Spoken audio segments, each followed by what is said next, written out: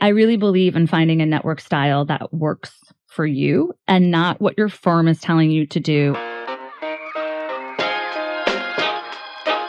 Welcome to Spill the Ink, a podcast by Reputation Inc., where we feature experts in growth and brand visibility for law firms and architecture, engineering, and construction firms. Now, let's get started with the show.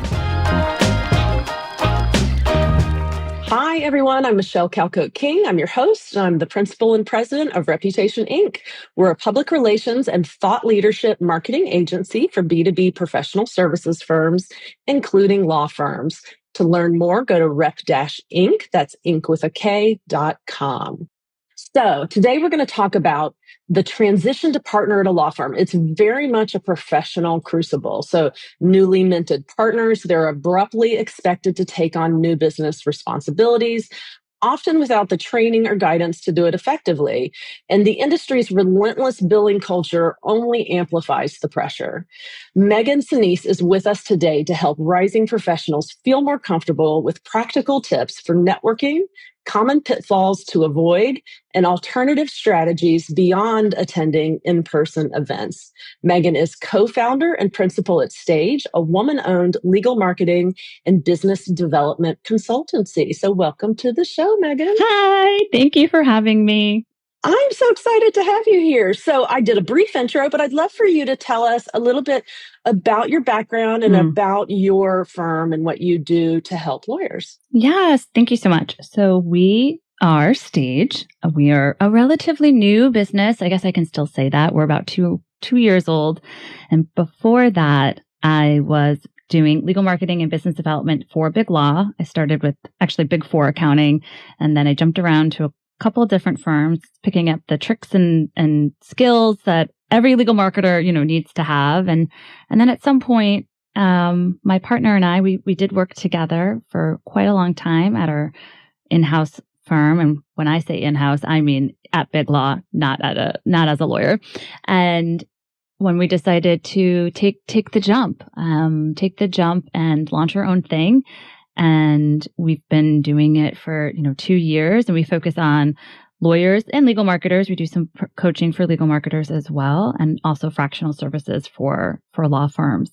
And what's been really interesting is that we have some like big law clients and then solo boutique, solo law firm owners as well. So just seeing the span has been really fun, but the issues are exactly the same, right? Like it doesn't matter if you're a solo or a partner who's trying to build their book in Big Law. We have like an AmLaw 10 partner, and the issues are exactly the same. And so that part has been kind of eye-opening to see it from in-house, and now what I like to say outhouse. You see it on both sides. Yeah. That's hilarious. Seeing it on both sides. Yeah. Well, let's talk about those issues. Yeah. So let's talk about, networking specifically in the legal industry. What are some of those key themes that you see coming up over and over again? Mm-hmm. Yes. So I think there's a lot of things. There's a lot of things to be said about networking. And for me, what I tell people, and it's a very lawyerly response, which is, when they're asking me, what's your favorite way to network, or what's the number one thing that I should do when I'm networking? And my response to that is, it depends.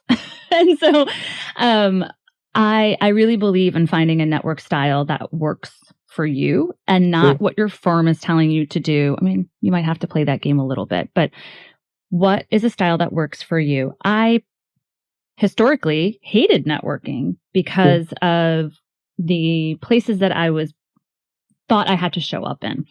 And I often tell my story about networking so that people can resonate with it and then learn about how I kind of went through and changed different things. And then now I'm giving those kinds of tips and tricks to the lawyers. And the way that I started networking was, I think I went to a first timers, probably legal marketing conference. And my boss said, you cannot come back until you've gotten 5 business cards. And I was terrified, right? And so I'm like, okay, yeah. I'm gonna do this. So I'm a big girl. I can do this. I'm very outgoing. And I have to say, walking into this conference room, everybody was in these like tight circles with their backs facing out. It felt like they all knew each other. And I was like, excuse me, hey, can I be your friend? And I did not get any business cards. I didn't even talk to anyone. I think I maybe made it like 45 minutes, an hour. And then I was like, I'm done. And I left. And I remember thinking that was I had failed, that I didn't do what I was supposed to do. And then compounding with being in a law firm where I'm hearing these stories from rainmaking partners that like, I went to one conference and I got $1 million deal. I'm like, what is wrong with me? And so I just kind of kept it to myself. I never really told anybody that I didn't want to network, that I was bad at networking. And that was the message then that I told myself, that I was bad at networking. And that's the message that a lot of lawyers tell themselves as well. I'm bad at networking. I don't know how to network. Therefore, I'm bad at it. And so when we launched our business, I was terrified that once I became a vendor, no one would want to talk to me. So I started just doing individual outreaches. Hey, really like what you wrote, particularly on LinkedIn. Let's connect. And so in our first year of business, I met with 1,000 people. And I'm not saying this I'm saying this like literally. I met with 1,000 people virtually, and one to one. And then I realized, oh, actually, I am very good at networking. I just don't like going into big conferences. And so that's 1,000 is really intense. Actually, I was just doing that math in my head. That's impressive. Yeah, it was like 4 or 5 people like every single day from the entire time we like launched, that kind of math or whatever it works out to. But I have now decreased that. I can't keep up that pace. But I figured out what worked for me, and that is smaller, one-to-one with a connection. And in a lot of ways, just offering to help and connect people. And so then I started to write about that on LinkedIn and saying, you're not bad at networking. I'm not bad at networking. You're not bad at networking. Here's ways that you can do that. And that kind of took off. And a lot of now I've been presenting on networking, which is hilarious to me. And so a lot of times now in this new life, what I have created for myself is I will create virtual networking plans for lawyers. And then we can figure out, if they decide that they do want to go to a big conference, what is their plan? What is the plan of attack? Not just you're going to go to the conference and you're going to find 5 random people's business cards. And then what, right? So it's a lot more methodical, but also finding an approach that works for you, and the size too. Yeah, I love that, because I'm that classic person, that makes those comments. I hate, I'm not good at networking. How do I go to those conferences? And I found through this podcast a way to network. I actually wrote an article about it, because I told everyone when I started doing it, this is the way for me to network. It's a way for me to have one-on-one conversations with people in the safety of my own office, and to have a predetermined topic, and to have this. It was just this ideal way to network and to not have this. And because I also feel allergic to conversations that don't have a goal or a substance to them. So I finally found my networking mojo. I felt like through the podcast, and it became this way for me to just make connections. So I love that you talk about that. Why do you think there's this perception for attorneys in particular? Is there something that is just set up in the legal industry that is kind of out there for attorneys, where they're told that networking looks like a certain thing? Is it that myth of the rainmaker? I think there's a couple of things at play. I think there's, when your entire life is in 7 or 6 minute intervals, everything becomes very contentious and urgent real fast. So if you're going to a networking event, you better make it worthwhile, right? If you're going to a networking event, you better get something out of it. And so if you're approaching a conversation where you are expecting some kind of concrete outcome every single time you walk into a room, you're going to be disappointed. And then you're also going to show up, I think personally, not as your best self, as a more aggressive, like, I need to go and beeline to Michelle and make sure I get on her podcast versus like, Right. let's just talk to each other and let me learn about you and be a little more curious and slow it down, which I also have a hard time of doing, slowing down. And I think there's this expectation that you must come back with something. And that doesn't leave space for like openness or humor or, and so that makes it tricky. Once I stop being like, well, I think it's, again, coming back to the start of our business. I'm like, I have nothing to lose because I literally have nothing, right? I have no clients, right? Because we just started. I have nothing to lose here. So like, let me just start asking people about themselves. Let me start asking questions. And the more I did that, the easier it became.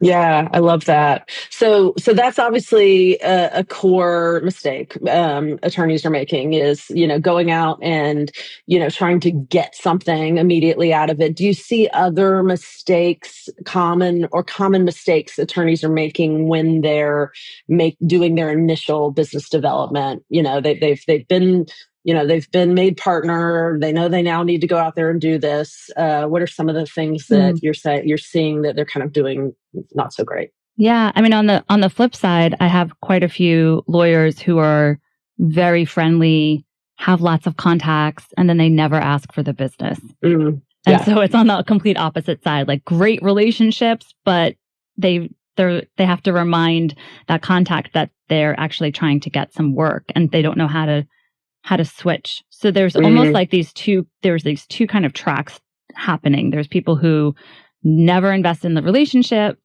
and they're all transactional. Like, I'm here to get something. You asked me for work. I gave you the work, period. And then there's like the other side where the people are like, we're really great friends and I'm giving them restaurant recommendations all the time. It's gone on for 10 years. I've never asked them for work. And so like, now what do I do? And so you need to match there has to be a mesh between the two of them. And people get really nervous to make the ask. And it doesn't have to be, Michelle, can you give me work? It can be, what are you working on right now? Like, what are you struggling with? How can I help you? How can I support you? And it's coming up with a list of questions that feels comfortable for you to ask, particularly if it's a friend, even better, right? And we do that with our coaching sessions. We come up with what that list of questions might be for that particular person, and then we can try them out together, right? We come up with a list of open-ended questions to bring to conferences. My favorite one that every lawyer can use, particularly if you're going to a lawyer conference, is to ask people like, oh, and like, what do you do? Oh my God, you're a lawyer too? No way, right? And it's like, it's silly and people get a kick out of it and you can use it all the time, right? Yeah. I love that. That.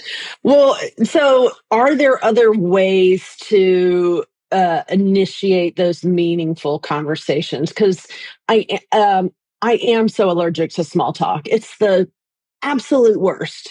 So I feel like I oscillate between small talk and inappropriate deep questions, So, you kind of going between, and there's got to be that sort of middle ground of a way to have those. I really want to get to know you as a person and a professional and have that substantive, meaningful conversation, but not sit here and talk about the weather. And, have a circular, I'm doing fine. How are you doing? Fine. Oh, busy, that kind of thing. So how do you do that? So if you're talking about it on a one-to-one, there's a couple of ways. Well, I'm also surprised to hear you say this because I think you and I got along very well, very quickly. But we might have went right into the deep conversation. Yeah, we had the deep conversation right off the bat. So that also might be knowing your audience, right? True. So I'm pretty public in what I post and what I think and what I feel on LinkedIn, which makes it very easy for people to approach me. So I'll sidestep and tell a story. So I was presenting at a regional Northeast marketing conference. And again, I was like, I don't know what this is going to be like. But I was presenting, so I had a focus. And I have to tell you, though, when I was walking the halls there was a smaller conference, people were like, Megan, Megan Senese from LinkedIn?" And I was like, "Yeah, yes." And they're like, "I read all your stuff." And so people kept stopping me because of how much I posted on LinkedIn. And because I had put myself very publicly out there, people approached me with topics that they knew I would connect with because of what I've written. And so that made it great for me, right? And people felt comfortable to say, "Hey, I have kids too, or a dog too, or whatever." Like there was already a commonality and people felt like they knew me and they could easily approach me. So that felt great. And that's a benefit of writing things on LinkedIn. The other thing that I was going to say is like knowing your audience, right? So you and I, you knew, I think, that you could get into the deep conversations with me that might not apply to every single person. So you could try different kinds. I just learned this trick. You could try different kinds of deepening relationship conversations like, "Oh, how are you?" And people are like, I have a hard time with that. I'm like, "I'm fine. I'm good. My day was good." I've been trying to ask more like on a scale of 1 to 10, how is your day going? 10 is like, I won the lotto, and 1 is like, please don't talk to me. So that's been kind of helpful. I learned this trick from another podcast, The Diary of a CEO. And if you haven't listened to this, love that. Yeah. Oh yeah. So they had a communications expert on, and they were talking about like, why are we humans so weird and awkward? One of them was just like giving this tip of what they call high-low buffalo. And it's basically just like, you go up to someone and say like, "Hey, I'm like really allergic to small talk. I'd love to try like high-low buffalo with you. Like, are you game? Do you want to do it with me?" And I think for the most part, people will be like, "Okay, what is that?" Yeah. And so you say one high thing, like high about your day, one low, and then like buffalo is like something random. So we could do it. We could do it right now if you want to. Do you want to do it? Yeah, okay. Sure. Do you want to do it first? Do you want me to go first? You go first. Let's do it. Yeah. All right. Yeah. So my high would be that I went to a new workout class. Yeah. This morning before I got on the podcast. My low is that it's like kind of gross and yucky and like raining, and I was hoping to like be able to take my dog for a walk. And my buffalo is, well, this will be what I'll use this one a lot. My buffalo is when I was 18, I went skydiving on my birthday. Oh, I love that. Oh, that's so good. Yeah, that's a great mechanism. Okay, so my high is that I had 9 hours of sleep last night and it felt glorious. Yes. Glorious.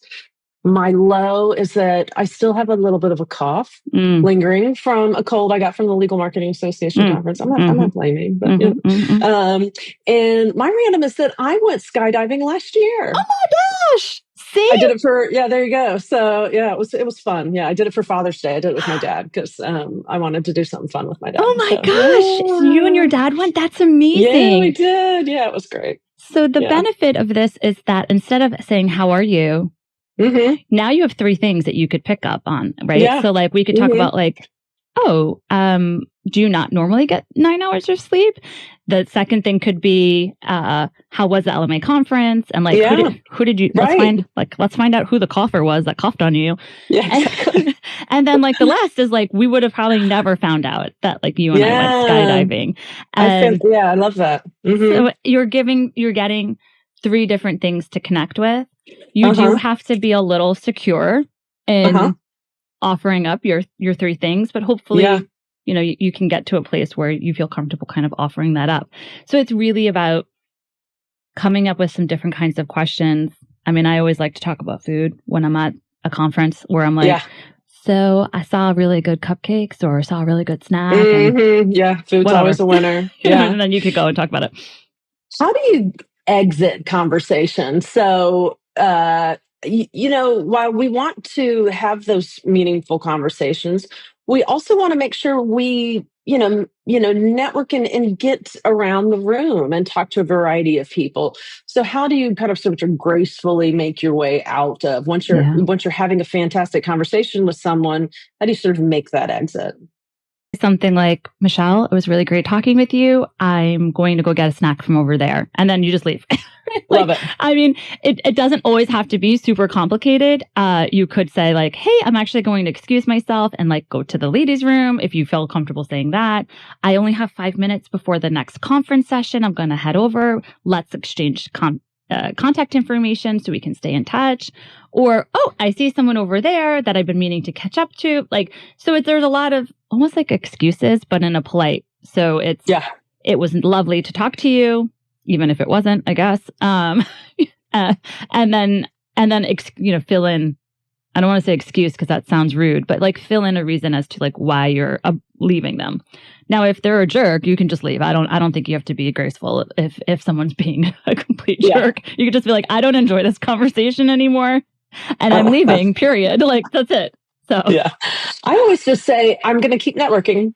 And I've wondered if that's, but I always just feel like it's sort of, I hope that people realize, we're all here to do this. And I always say, it's been great chatting. I'm going to keep networking. Yeah. I'm going to keep moving through the room, Yeah. So I had this one, practice group leader who was just very graceful at networking. And it was like this person was like a cloud kind of floating around. And he would just say like, it was really great talking to you. Like, I'm going to make my rounds now.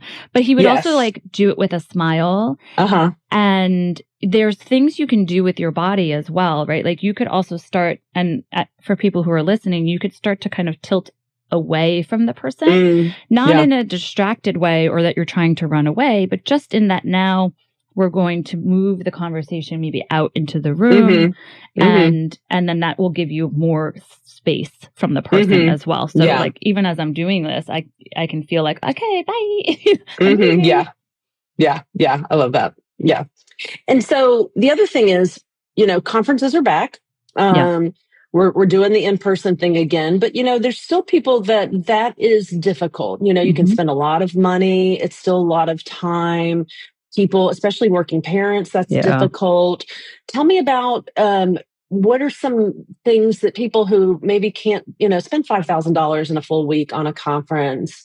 What are some ways people can do the virtual networking still effectively? Yeah. So I didn't go to the annual conference this year. I'm a new business and I'm trying to really, this is where like cost becomes trying to evaluate every single cost, right? And so I totally understand this.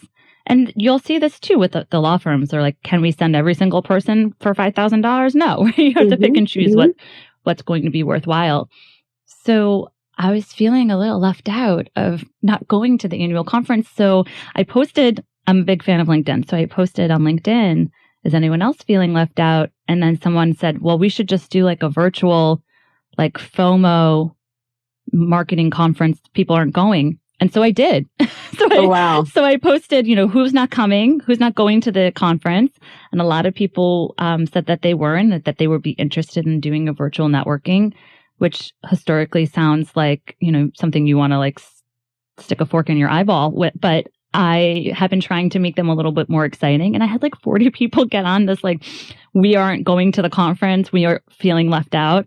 And essentially people got on and I just asked everyone to share one thing that they had learned like that week. And everybody kind of went around from a legal marketing perspective and shared one thing. It was mostly about AI. Everyone had learned some new, AI tool, trick, tip, whatever. And those have been pretty successful. I've done that for my lawyers as well. I've had general counsel and women lawyers all get together and talk about how we can support each other. And it's free and except for your time. And they've turned out really well. So I think if you are just create it, I guess is my point here. Like you don't have to wait around. You don't have to wait around for like your firm to invest in you. You don't have to like find the funds. There's a lot of things you can do for free other than a time investment. If you're interested, right? If you're interested and you're dedicated and you want to do it. And so I've done that virtually, and I would have never met all those 40 people, had I done it one-to-one. And it sounds, a lot of what you do is just put yourself out there authentically, which is certainly what drew me to you. and be clear on your values and who you are. And I know that sounds a little bit simplistic. Yeah. But for people who, especially lawyers and the way they're trained, it can be quite difficult and challenging. So, Yeah. yes. Yeah. Well, and I think what's hard to see is that if you were to go on my LinkedIn now, 2.5, maybe more like 3 years later from when I started, it's a very different profile. So now in this new, again, and in my new life, I work for myself. I don't answer to anyone except for myself. It's a lot easier. Right. I think. I don't. Yes. I pick and choose my clients. The clients are aligned with what I'm saying. But when I first started, at least on LinkedIn, it was like a one sentence and a repost. Right? And so I went from that and 500 connections 2.5 years ago to now I've got 20,000 followers. Ooh. And followers don't equal dollars, okay? But talking about very real things like being a working parent and how I had to hide my pregnancies and grief and there's a lot of topics that I go through, but I did not start out that way. So don't see someone's kind of like further along journey and compare it. That's not fair to yourself. Right. Yeah. Understood. Well, I would love to ask you if there's one final thing. This has been a really phenomenal conversation, but if there's one final thing you'd love to leave our listeners with on this topic, what would it be? Well, this is where I'm like, be yourself. Find a way that works for you. Find a way that works for you. And that might take a couple of iterations until you figure that out for yourself, and be graceful with yourself and have some grace. Love it. Well, thank you so much. So we've been talking to Megan Senese of Stage, and thank you for your time. Thanks for having me. Thanks for listening to Spill the Ink, a podcast by Reputation Inc. We'll see you again next time, and be sure to click subscribe to get future episodes.